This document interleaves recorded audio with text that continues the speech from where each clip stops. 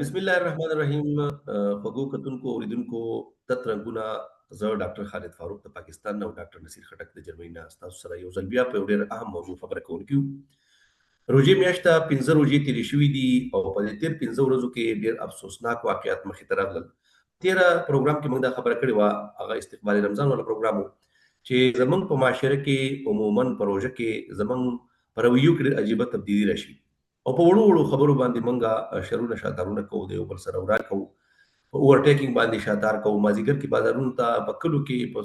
ښارونو کې، هر ځای خلک ټول روډونو ته راوځي او یو ډېر عجیبه غونډه کې مظاهره مونږ کوو او په هغه کې ظاهره خبره ده چې کوم ځای ډېر خلک راجمع کېږي نو لازماً به د یو بل سره شر شاتار یا داسې واقعیت پېښېږي چې هغه خوشګوار نه وي. همدغه شان واقعه ډاکټر صاحب ستاسو سره ذکر کوونکی ما چې پرون په کوهاټ کې په ډي ایچ کیو هسپتال کې یو عجیبه واقعه پیښه شوه چې یو زنانه ډاکټرې ته څوک زنانه مریض راغلی و او د هغې سره چې کوم اټینډنټ و هغه هم هغه چیک اپ والا کمرې ته له خپلې زنانه سره راننوتی و. نو دې ډاکټر صاحبې چې کومه چې د مریض یې چې کوو نو هغې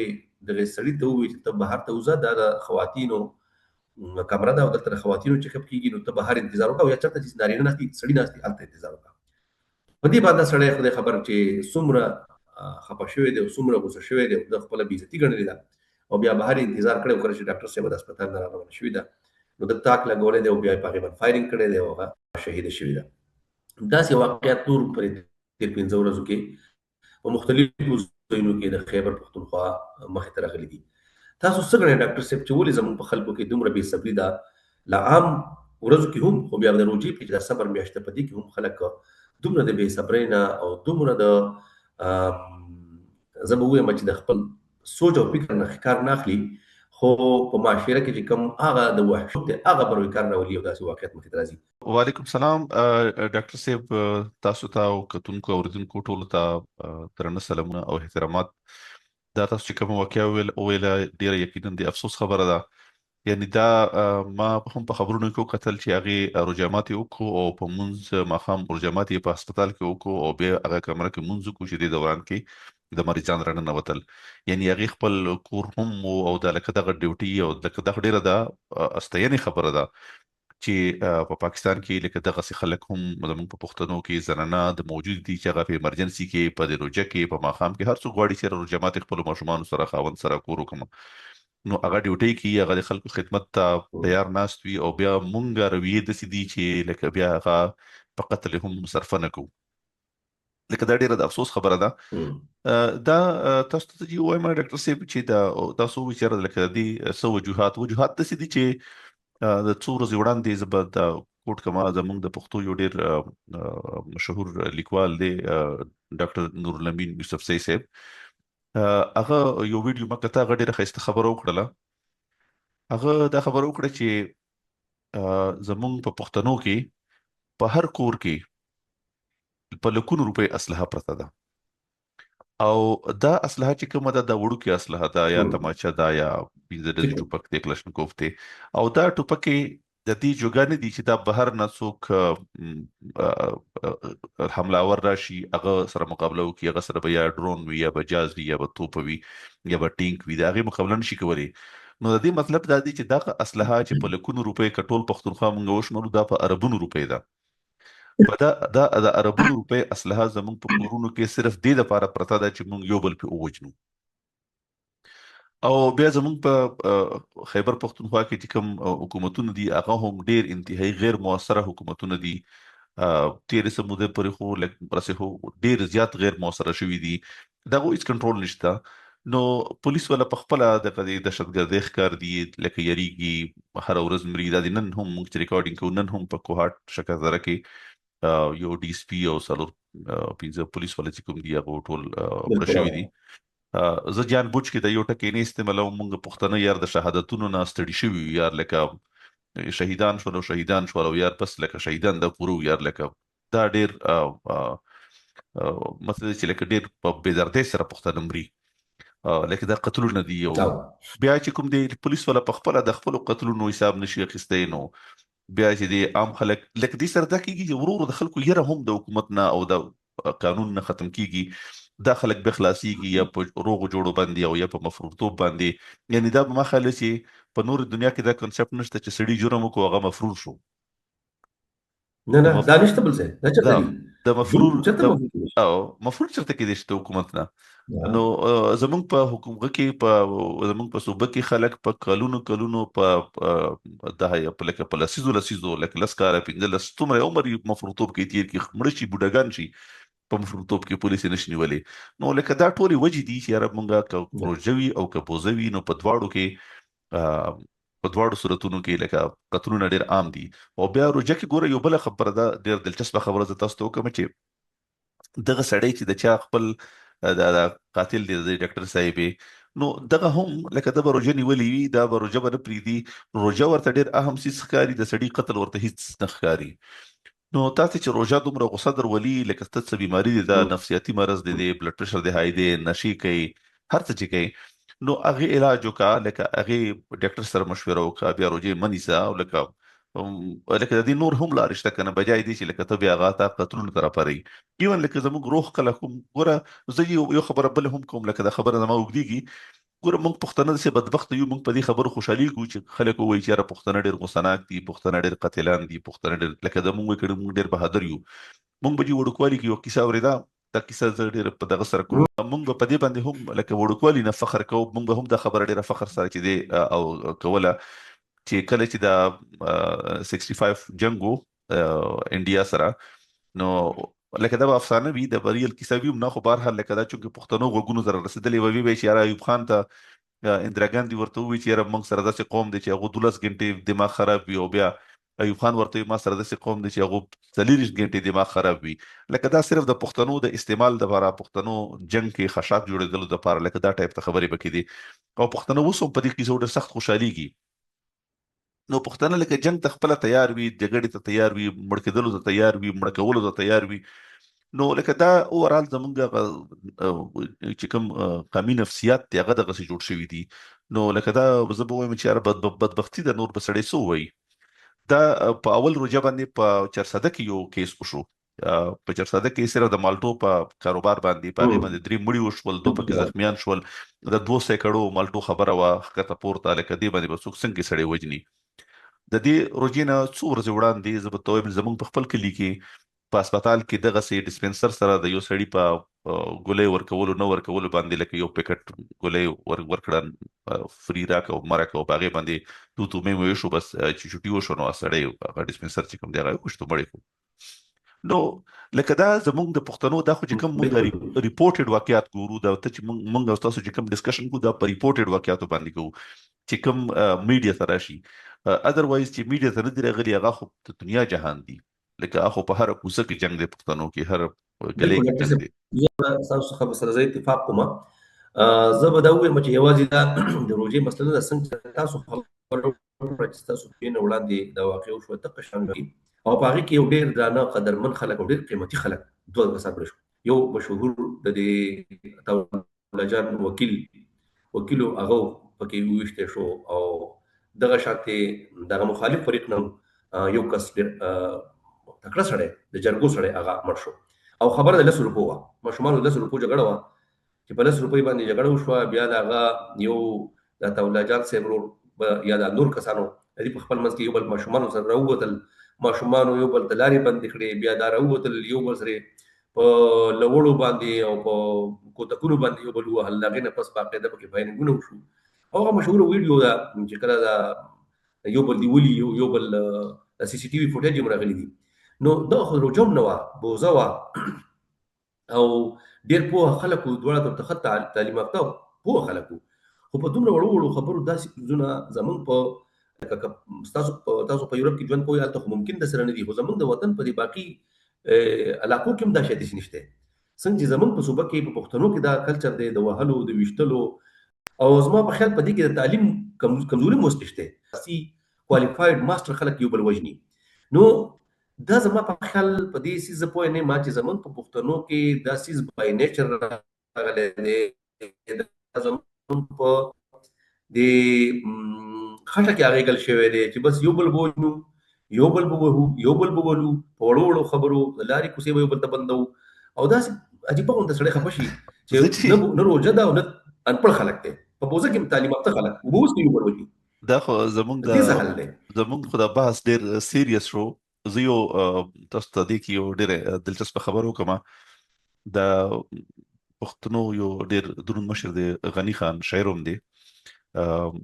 بچا خان زوی دی. نو هغه یو انټرویو دا چرته په یوټیوب باندې موجود دی، هغه یو ډېر خسته خبره کړې ده. هغه وایي چې کله د سبق نه یورپ نه بیا امریکا ته لاړ، امریکا نه چې واپس راغلم، هغه د کیمیکل انجینیر وکنه، د شوګر مل ولا د انجینیر وو. نغوي چې ماته بچا خانو چې تل شو کلکتې کې به الته یو شوګر مل جوائن کو، هغه چې راته د زده کړه وکړه چې بیا دلته پښتانه چې د زمونږ په دې ریجن کې غنی ډیر زیات کړي، نو دلته چې موږ خپل شوګر مل ولګو پښتنو ته. نغوي چې کله کلکتې کې الته مل کې نوکر شوم، نو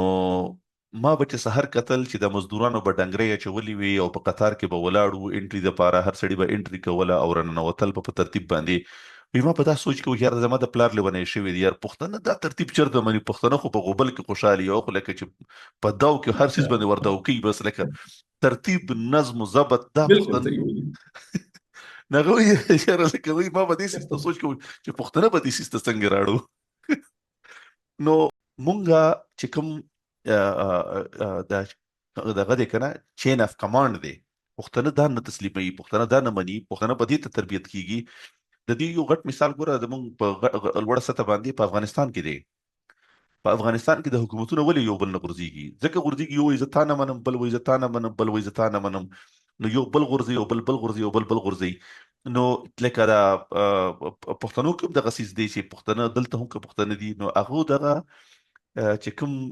کمانډ والا چین دی دا ماتي همیشه، او په دنیا کې نظم او ضبط لپاره دغه د کمانډ چین چې کوم دی دا ماتول، دا ترتیبول، دا برقرار ساتل دا ډېر اهم شی دی. لکه ته خپل د مشر تانه چې په عہده کې مشر دی هغه به غلطي هم کوي، خو لکه دغه مطلب بدانه چې ته ټول به سیستم، ته ټول نظام چې دیغي خلاف په طرف پاسي ته هغه ورانه. نو دا د پښتنو مسله دا ده. خبره ټیک ده. منګه زمون کتونکي او اوریدونکي د خپکیږي نه، اگر موږ ټول د دې سیستم حصہ یو او شاید موږ هم د دې کار هم او د دې شاید چې موږ وجه هم. نو ما تاسو یو ما ته اوسم نشته پته چې دا موږ دا بینر ولې جوړ کړو. هغه بینر ما په خپل ډیزاین کو، پینټر ته مې وی با وخت دا فلیکس ولا پلاس ورتیکل خلکو کول. نو هغه ته ما وی چې یو بینر جوړ کا او پاږي کې ډیر شی میګی نه چوینټیا میگیو بس په قطار کې اولاد مدولی کل چې چوینټیوں سے قطار میں چلنا سیکھو، یعنی د میګو نه په قطار کې تلل زده کوي. دا چې په میګی د نظم ضبط باندې سي عموما ډیر په طریقه زی اسی جدل واقع ده. زمون پښتانه منګه همیشه به قطاره په هړبوم کې چرته په ټریفیک کې روانې، نو که یو گاډی چې تر بل ته راځي نو موږ یو قطار جوړ کو، پسې بل جوړ کو، پسې بل جوړ کو، یعنی د ټوټل 10 فوټه روډ کې موږ سلور قطار د یو طرف ودرو. دا موږ سوچ نه کوو چې د هغه طرف چې کوم گاډي راځي هغه په کوم او دغه شانت چل هغه طرف ته وي هغه طرف ته دي. نو موږ سلور گاډي یو بل دغه شان مخامخ ودرو او بیا ولاړو ټول انتظار کوو، او یو بل طرف کنځلې کوو. نو موږ د دې لکه به ترتیب غوډه د روزه چې د کړه دي روزه خو د دې ترتیب د پاره، د عبادتونو خو د ترتیب د پاره، د نظم او ضبط د پاره، د دې سيزونو د پاره دي. خو چون کې د دې عبادتونو نه روح وته دي، صبر د پاره د دې سيزونو نه روح وته دي، دا بس ته شي ډانچی پاتې دي کنه. د عبادتونو خو ست شي ډانچی پاتې دي، لکه د دې فلسفي چې کومه ده هغه الریډي مړه شوې ده. لکه فلسفي ژوند کې ول څوک کوشش هم نه کوي. نو موږ هم ایون چې داخلك دغه بیا وز غنی خان کوټ کما غنی خان وای لیوانیه سجده صدا، نو مولا ته پوښتنه لیوانیه سجده صدا غوي مولا ځان خاوري کول دي کنه. نو بنیادی تور باندې خو لکه سجده خو د سیده چې لکه تخپل ځان خاوري کې عبادت خو دغه دي کنه، چې لکه ته اغه ته ځان بالکل وقف کې ځان ورننه کې او پر سره تسلیمي خم چوته وي، سره تسلیمي خم کول. نو بنیادی تور باندې خو دغه سیز دي. نو دا سیز مونږ نه کوو، مونږ خو بس تل بس هغه کې نستل او پاسېدل دي. نو ډیره صحیح خبره مو کړه، ډیره بهترینه خبره تاسو وکړه. زه سره بالکل انډورس کوم دا خبره، بالکل منګه د دې روجي چې کوم روح دې کنه هغه مونږ ته نه معلوم. یوازې د منځونو دا صورتحال دی، دا یو موږ مطالعه نه کوو. د تاسو خبره د غنی خان وکړه او دغه شان زه کوټ کوم د مولانا مودودي صاحب یو کتابچه ورکوټی لیکلي د حقیقت صوم د روزي حقیقت ورکوټه پمفلټ دی او هغه پمفلټ چې سړی وګوري تاسو ته د روزي د دې فلسفي په توري د روزه بنیادی تور ولې ده او دغه شانتي حقیقت صلات مشته منګه مطالعه نکو منګه د په منبر باندې ناست یو امولا چې هغه موږ څه خبرو کوم هغه او کې موږ هغه منو چې یو روزه ته بسنګ چلونه کوي یعنی هغه فضایل دي فضایل موږ صرف په فضایل ورپسې یو د دې عبادتو چې کوم حقیقت ته د دې د کولو کوم طریقې کار دی د دې چې کوم ډیماند دی زمنګ نه کوم بدلون زمنګ نه غواړي هغه شي نه موږ نه فالو کوو موږ واجب ځان د سار نوال د ماخام پر وګه تګي کو او ډوډۍ وبنس کې چینس کې د خواهشاتو نه دي ځان بچ کو او تر دې پوري چې د دوايانو انهیلر هم کې هغه ورتيږي په وخت د درد د وایو په کې نه ټکه کې په دې پروژه ماتيږي دي والا والا سيزونه باندې یعنی ټول شي نه موږ ځان بچو ساتو بیا موږ په دې باندې یو چې دا پروژه مو ویوا نو زبا جنت تبا خپلوم زم نور خلک کوم بوزم خو د دې چې کوم زمنګ نه افاقي او مستقل بدلون غواړي د روزه یا د عبادت هغه موږ نه کوو دا خبر تاسو بالکل ټیک ده او دا زمانه خوښ شو په کار د چې زمنګ د دین نه ني پروګرام نه یو درس په دلار شي چې زمنګ کتون کې اوریدونکو په دې ځان پوهه کې د روزه مقصد څه دی دا ولې موږ نیسو دا صرف د سار نه مخاو پر لوګو تند تیرولې د خواهشاتو ځان په ساتل کې نور څه مقصد شته دا جی لکه دغه سره تسلسل کې یو خبره زبله کول غواړم د سې دي چې لکه د په دنیا کې د ایمانداري د انډیسز جوړیږي چې لکه کوم ملک کې لکه هغه پاپولیشن بیسډ ایمانداري وی چې لکه هغه مختلف هغه انډیکس هغه کوېسچنیر او سروي جوړ کړي هغه ګوري چې لکه داسې پکې څنګه دا او داسې نو هغه ملټي سيزونه پکې کاونټ کیږي کنه لکه یو د هغه کرایټیریا نه وي لکه ملټي سيزونه وي پکې نو هغه کې لکه چې کوم لکه نورمالي د سکندینیویان کنټریز کوم دي سویډن نوروي او ډنمارک دا پکې اکثر په ټاپ باندې راځي یا پکې نیوزیلند راځي او یا پکې جاپان راځي او زمونږ د پاکستان د اسلامي ملکونو چې کوم د نمبر په اخره کې وي نو اوس مونږه لکه زه دا خبره دي تر ولم چې دا د سې دي چې مونږه وایو چې یاره د سې چل دي چې زمونږ د روزه مونږ د ایمانداري سبق خای مونږ د ایمانداري سبق خای اسلام ډېر د ایمانداري دین دی او دا ټول خبره په خپل ځای صحیح دي خو که مونږ د روح په مونږ کې وی کنه بیا به د انډیکس کې مونږ په لاندې نه وی پراته د دې د 2025 کې پاکستان په 141 نمبر باندې دی 141 نمبر باندې او موږ ټول مسلمانان او ټول دنیا ته تبلیغ ولا لیکو مسلمانانو وی چې زموږ په شانتي شي او لکه دا هم مطلب چې لکه ټول دنیا ته پاکستان نه زیات تبلیغ ولا زی ورته وی چې زموږ په شانتي شي چې جنتی شي نو لکه دا زه تنس نه کوم دا زه ډېر حقیقتي خبره کوم چې ګوره لکه د دې مطلب دا دی چې موږ د دې بدلونو د دې سيزونو نه سيز وته دي لکه د هیڅ مطلب نشته لکه مونږ لکه قرآن هم دا وایي کنه چې یاره مونږ چې کوم دی هغه به تاسو د بدو کارونو نه او فحش کارونو نه منې کوي ان الصلاة تنهى عن الفحشاء والمنکر بالکل اوس چې کله تا مونږ د فحش او منکر نه منې کوي د دې مطلب څه شو چې د مونږ ته نو خو ازخ کته کې ایکسرسایز دی نو او کنه بیا غنی خان څه شو کنه چې کې نستلو د مولا عبادت کسب کې نستلو پاسېدل کنه بس نو لکه زه دا اسی په دې خبره باندې زمونږ دونکو اوریدونکو خپکیږي نه موږ د مولا چونکې بار راځي په دې کې خو چونکې د مولا بنیادی رول لري په دې سیس کې نو مولا هم په خپل هم شاید دونه په نه په او ځان هم نه په کړو خلک هم نه په کړو او کله چا دې خبره کړې نو باغ باندې د کفر فتوم لګي بیا کنه دا اقبال چې وایي کنه چې مولا کی ازا اور مجاهد کی ازا اور نو دین خدا مقصد پته لګي کنه چې مطلب دا چې اقبال صرف دا نه وي اقبال دا وایي دې دا چې کوم طریقې کار دی هغه بدل شي علامه اقبال دا وایي چې تیرا امام بے حضور تیری نماز بے سرور ایسی نماز سے گزر ایسی امام سے گزر نو دې امام نه کبه دې ماشالله تیر شوې نو کوي بیا د خیر نشته دا مسله ده بهرحال ډاکټر صاحب زموږ د پروګرام وخت تقریبا خبره شوې دی او موږ به کوشش کوو چې پروګرام راغون پروژه ده چې زموږ کتونکو اوریدونکو د پروګرام اورینو چې لکه پازه هم نه زما په خیال بنیادی مقصد زموږ د نننی پروګرام خو دا و چې موږ خپل خويندو ورونو ته کتونکو اوریدونکو ته یو ځل دا یاد دهاني وکړو. دا یاد دهاني د موږ نور حکومت هم نه یو، پولیس هم نه یو، ریټ هم نه قایمو، خو یاد دهاني ورکوو ملګرو خپلو کتونکو اورېدونکو ته چې روژه چې دا د صبر سبق ورکوي، دا د تحمل سبق ورکوي، دا د یو بل سره د محبت سبق ورکوي. نو په کار ده چې موږ د یو بل سره په لاره کوڅه کې، په کلي کلغۍ کې، په جومات حجره کې مینه محبت وکړو. د یو بل کمزورتیا چې چا څه کمزورتیا ده هغې کې کومک شو سره، که مالي کمزورتیا دی په هغې کې سره کومک شو، یو بل مړه کړو، په یو خبرو وړو خبرو باندې یو بل ووهو، وینې توی کړو. نو ډاکټر تاسو صاحب څه اخري پیغام څه ورکول غواړئ چې موږ دا پروګرام ختم کړو؟ زه ډاکټر صاحب دا ویل غواړم چې کتونکو اورېدونکو ته دا خبره ډیره په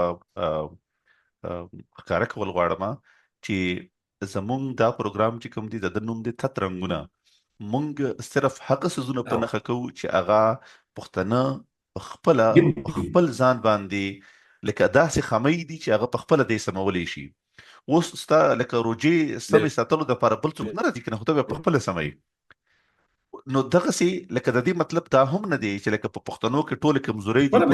ټولې خامۍ دي. خو موږ دا پروګرام دې دپاره جوړ کړی دی چې موږ پښتنو ته هغه د دوی کمزورۍ وښایو،